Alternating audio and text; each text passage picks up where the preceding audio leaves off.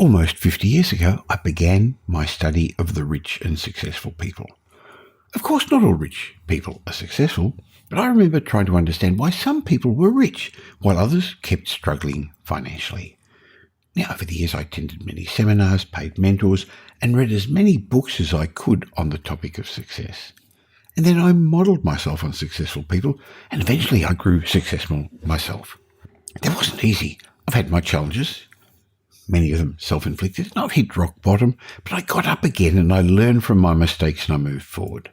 Over the years, I grew a very, very substantial property portfolio, built a national business that has won multiple awards as Australia's leading property consultants, and my team's now been involved in over $4 billion worth of property transactions and currently manages over $2 billion worth of assets for clients. So as you can imagine, I've learned a few things about wealth and success along the way.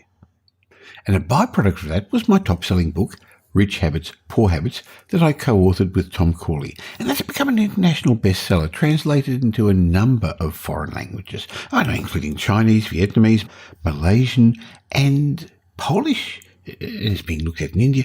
Anyway, in our book, we explain that being rich has little to do with the money itself. Instead, it has a lot to do with how you think about money. So if you want to become rich, one of the first steps is to know how the wealthy think about money, how they think about it differently than you do, and how to start thinking like them. Of course, the next step is to take action, and let the actions become natural by thinking the way wealthy people think. So Tom and I found wealthy people, rich people, share similar habits, and we explained that in some detail in our books. But in my last podcast with Tom Corley, we started to share some of the success habits of the rich and wealthy, and in today's show, as part of the ongoing series of these Rich Habit, Poor Habits podcasts, Tom and I are going to share some more success habits so that hopefully you'll have a better insight into what you need to do to move up the rungs of the wealthy. So welcome to today's show. Welcome to the Michael Yardney podcast, where twice each week you will learn a number of new ideas regarding success, property investment, and money in around 30 minutes. Our show is brought to you by Metropole, who specialise in helping you grow, protect and pass on your wealth through strategic property and wealth advice. Now here's your host, Michael Yardney, Australia's authority in wealth creation through property, who has been voted one of Australia's top 50 most influential thought leaders.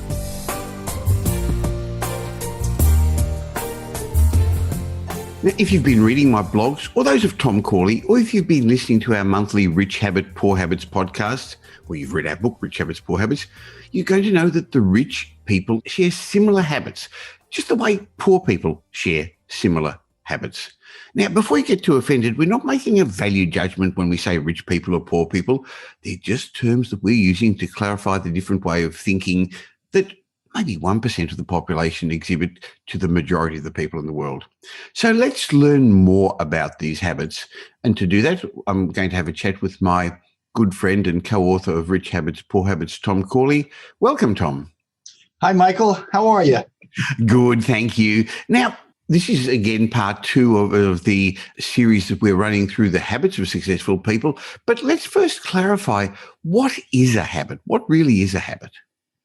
A habit is a group of neurons that talk to each other frequently enough that they form a synapse. A synapse is where these groups of neurons actually move closer together and their dendrites and their axons sort of connect with each other. So that when that happens, you have a synapse. Now, if that communication becomes repetitive, meaning you're not doing it just once a year, or twice a year or once a month, but you're doing it every single day, then the basal ganglia, which is a part of the brain that resides in the limbic system, it will send up a dendrite into that group of neurons to monitor it, to see how frequently the synapses they're communicating. If it's frequent enough, the basal ganglia marks it as a habit, and it's a habit forever. Now, habits have a purpose, though, Tom. They do. So there's a couple reasons why we have habits, Michael. One is habits help reduce the amount of fuel that brain cells use. And the reason they are able to reduce the amount of fuel, which is primarily glucose, is the process of building a habit is actually almost like those neurons are lifting weights. They're getting stronger and they become more muscular. Well, if you're muscular, it's a lot easier for you to lift a 10-pound weight than if you're not muscular. It could be hard to lift a 10-pound weight. Well, habits are neurons that actually have muscles. They're bigger, they're stronger, and so there's more speed and efficiency that in terms of communication. That's number one. And number two is they don't require as much fuel. The fuel that was required was to build them up and make them stronger and bigger neurons. After that, they're on autopilot. They require a bare minimum of fuel, a bare minimum of glucose. So you can look at habits as the means to create efficient actions, behaviors, thinking, and also at a lower miles per gallon. Sure. So as we work through the rich habits of successful people, let me go through a couple that are in our book, Rich Habits, Poor Habits, and I'd love your thoughts on them.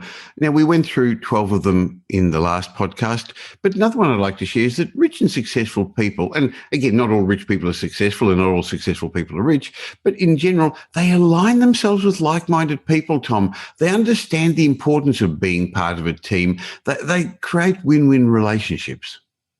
So your grandmother was right. They always had these sayings. One of the things we heard growing up was birds of a feather flock together.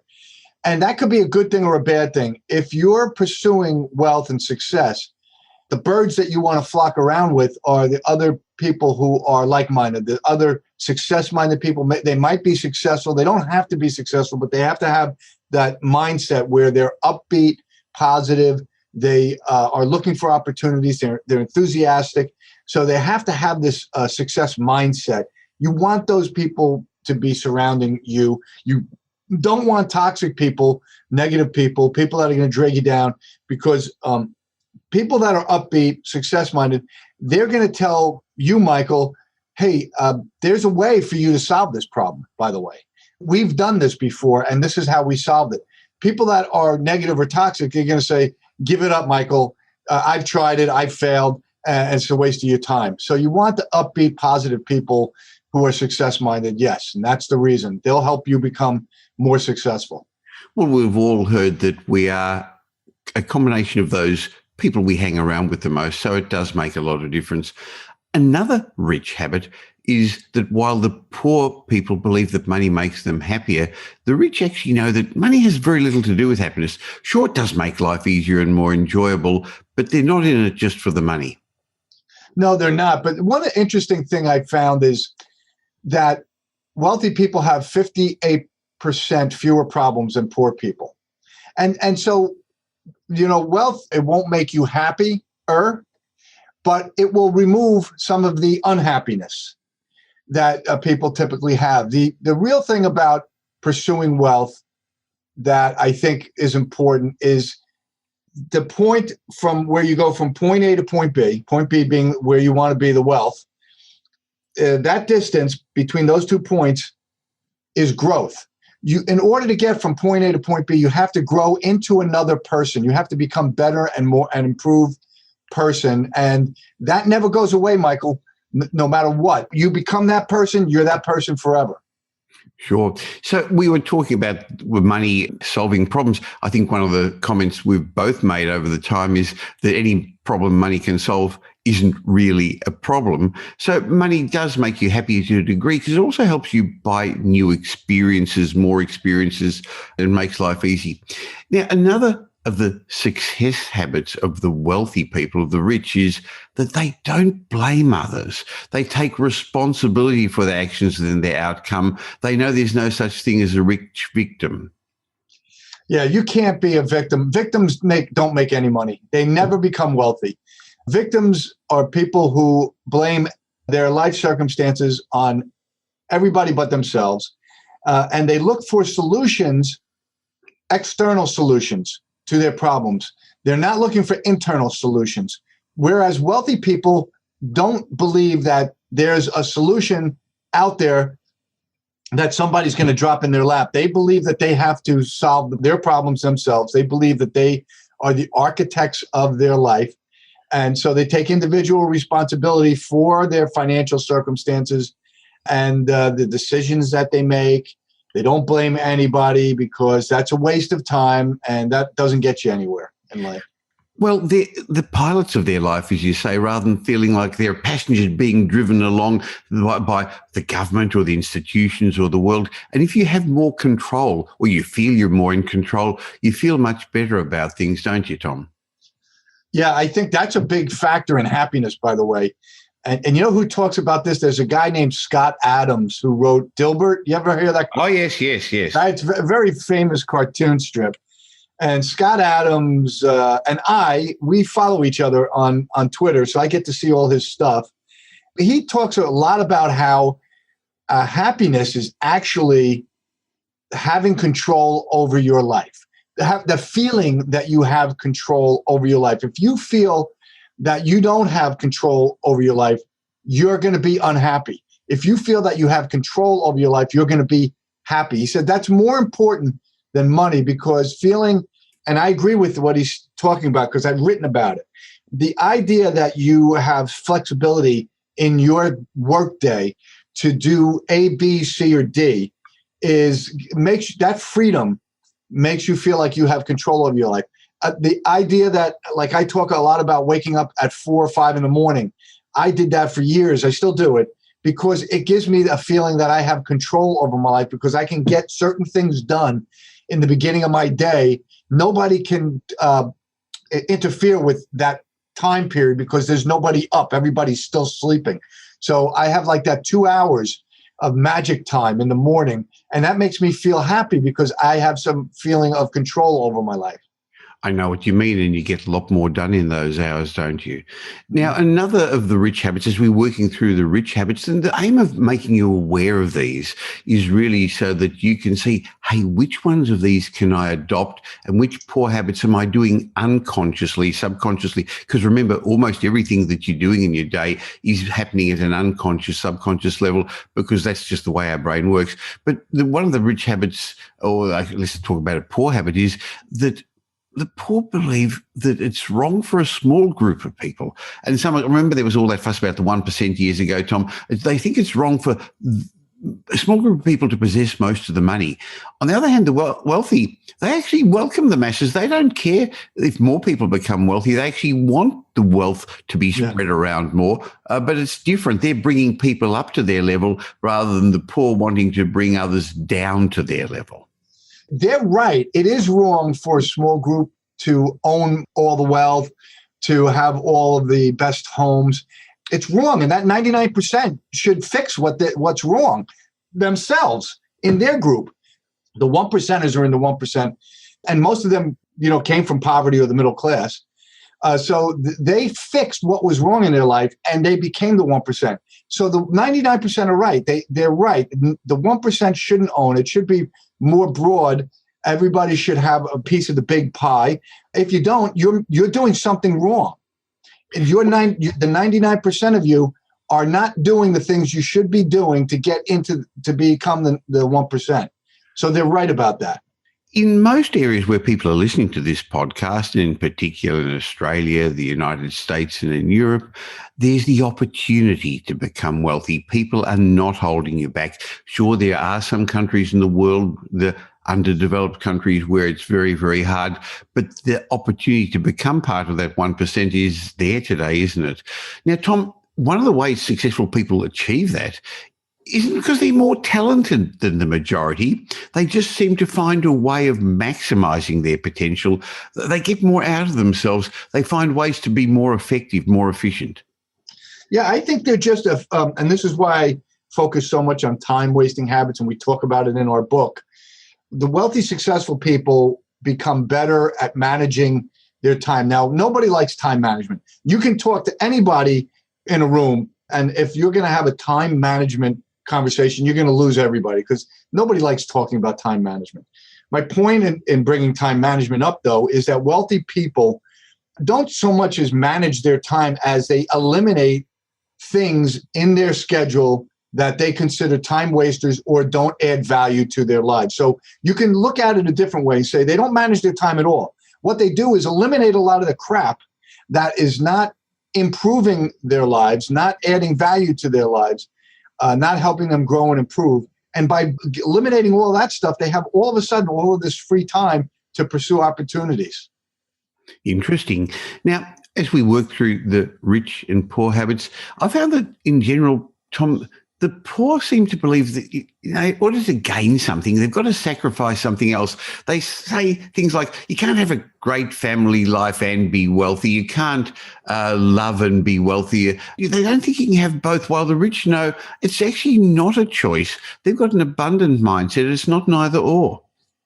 No, I do believe that there's some truth to depending on what path you're going to take in life to pursue your wealth.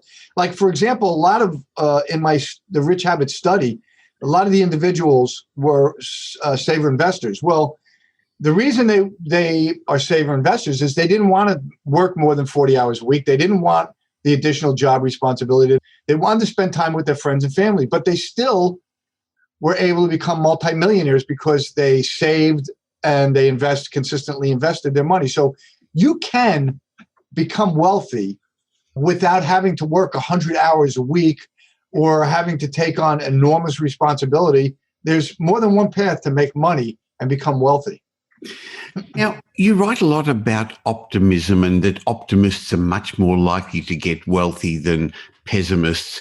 I think we've found that successful people, they're solution-focused rather than looking for problems or obstacles. But there are some people out there who always just see the glass half empty rather than the glass half full. Yeah, and I deal with it a lot on social media because to a lot of people, I'm the enemy.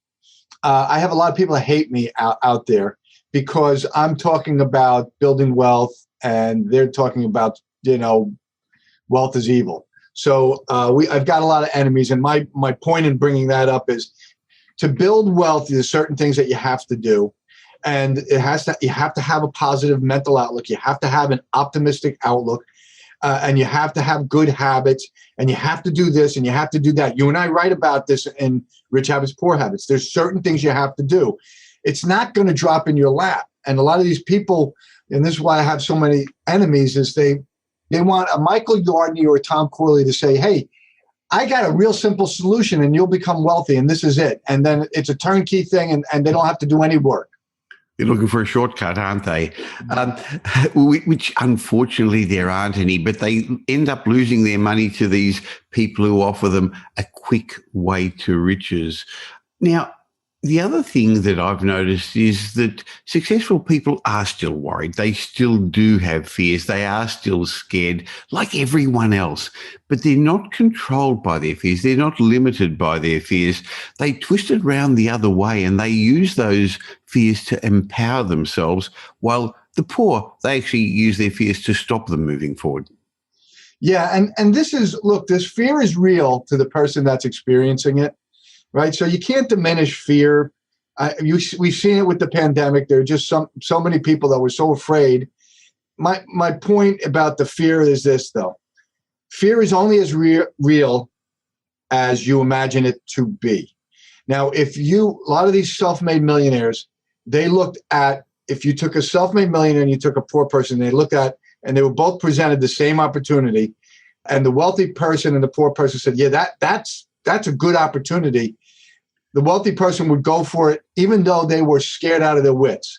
The poor person would probably go home and talk to, the 10 people that are poor that are in their inner circle.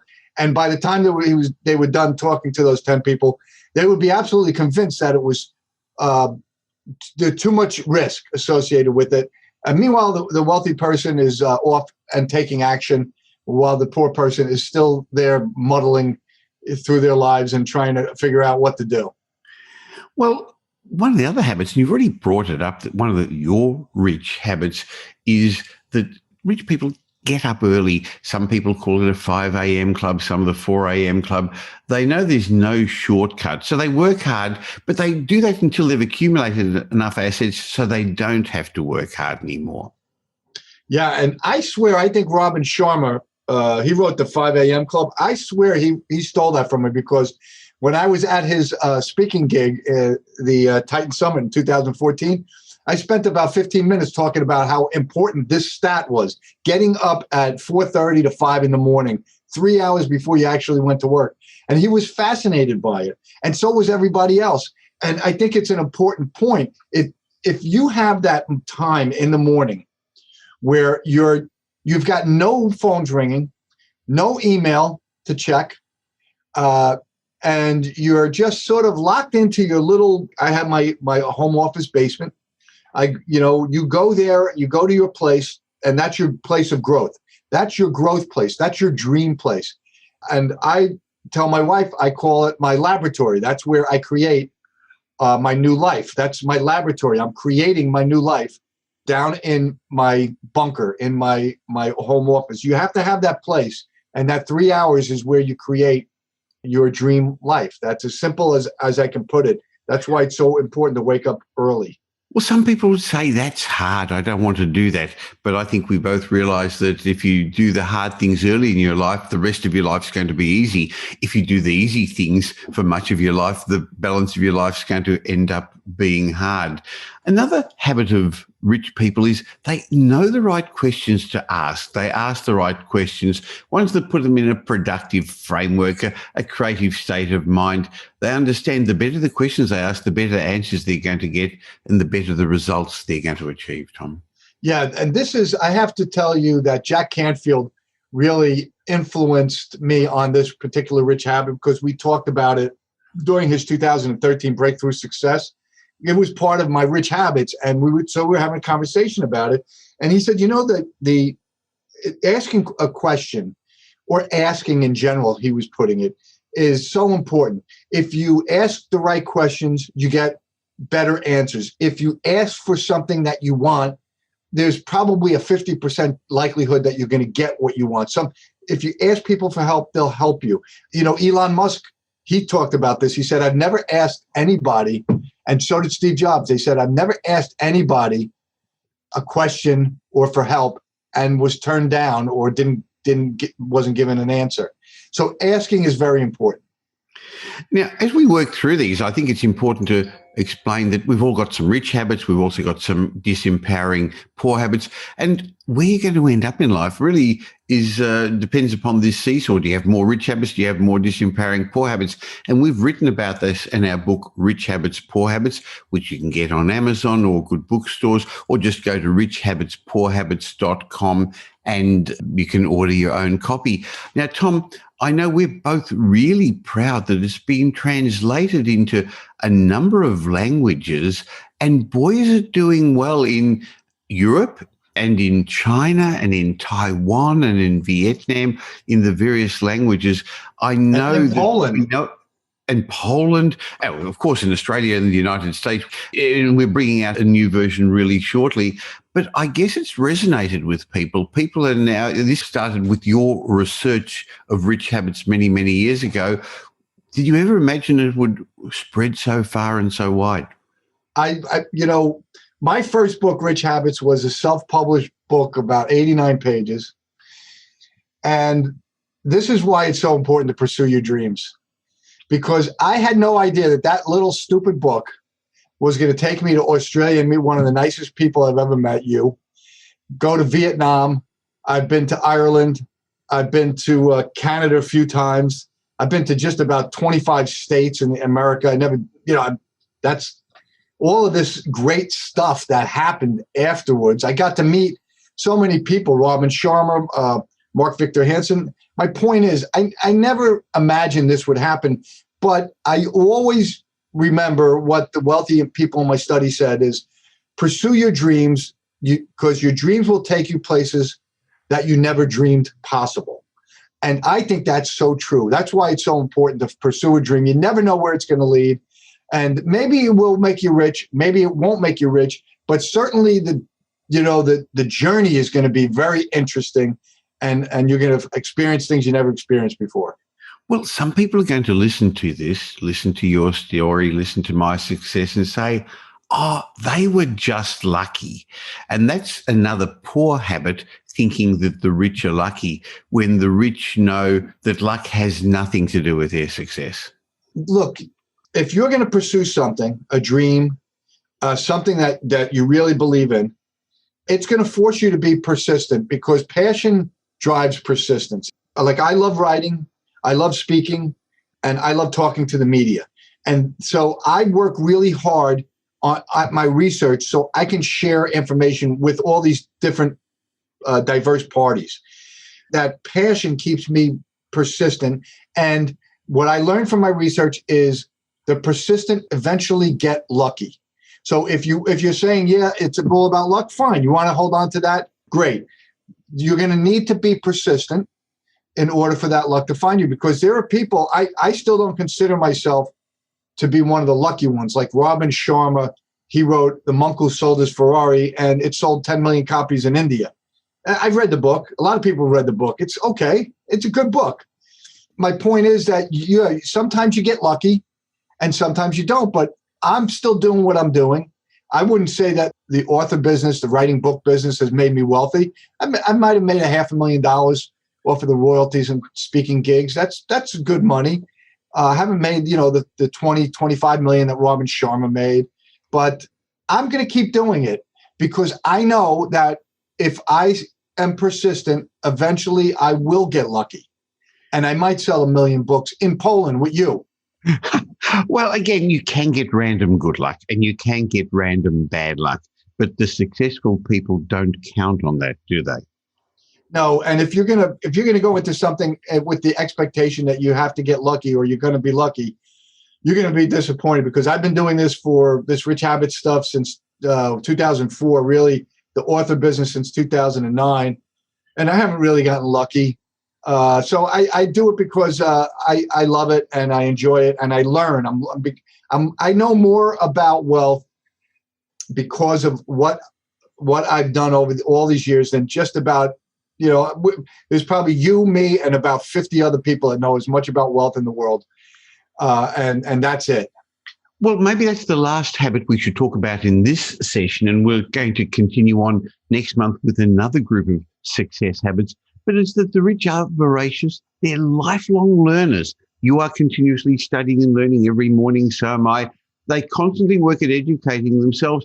Now, it's not necessarily formal education, Tom. It's not academic education. It's often informal. By asking the questions, by watching, by reading, by listening, by experimenting, by trying, by failing, and then you try again. That's a really, really important rich habit. Oh, I couldn't agree more. I mean, the whole thing, like I like to button it up and call it growth habits. These growth habits could be 50 habits, but they're important because the growth habits take you from point A to point B. Point A being the person you are right now, point B being the person you want to be down the road, the ideal future version of yourself. That's growth habits. And so I do believe that the work that we're doing, the rich habits, poor habits, is important because we are focusing a lot of our attention on the growth habits so that people can get out from underneath themselves.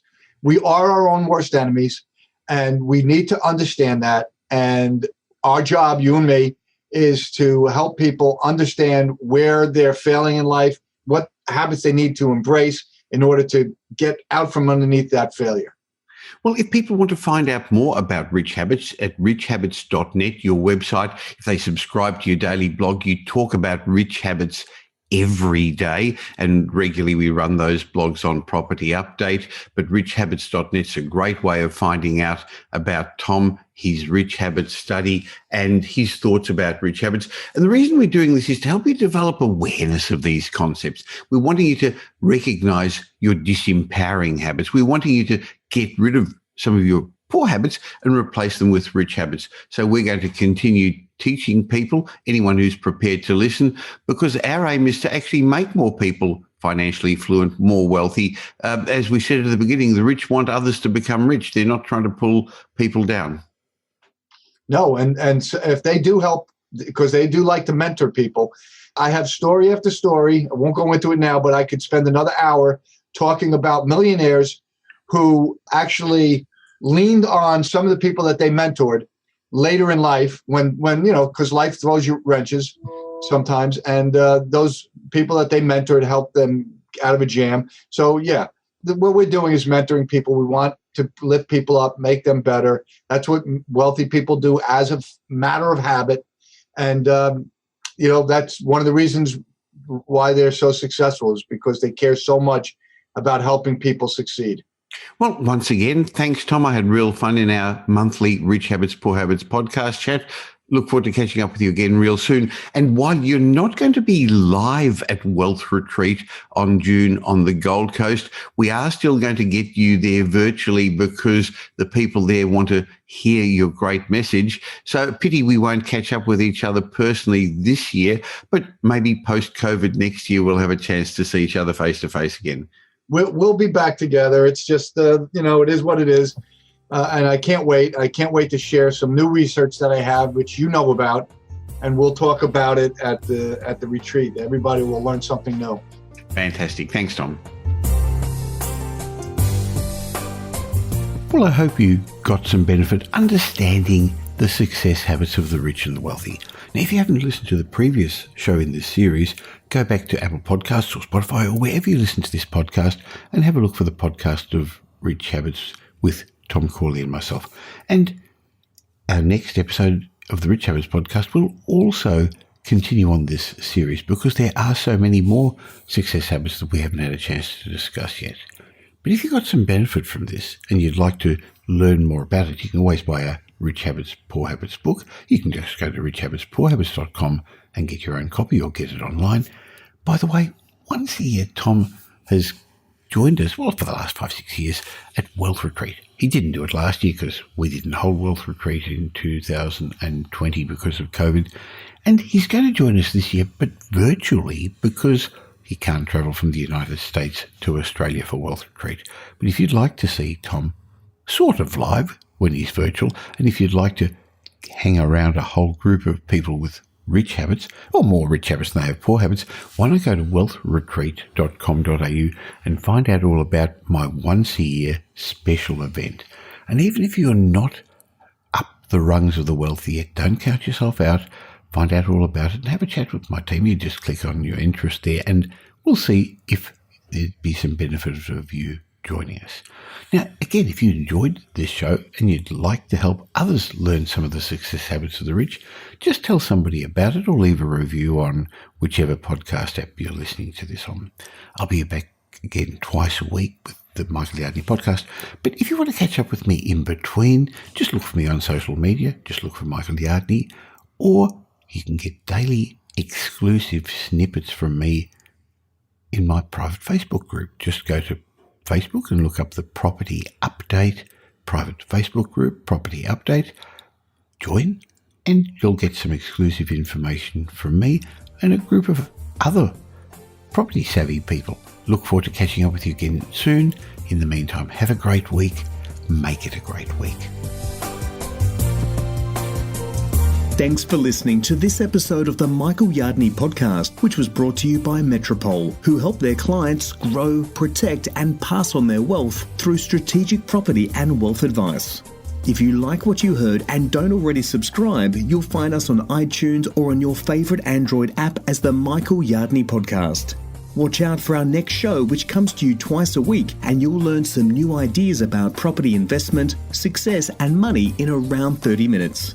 To get more of Michael's thoughts, go across to www.propertyupdate.com.au and sign up for his daily morning briefing, and you'll hear from not only Michael but a group of leading property success and money experts.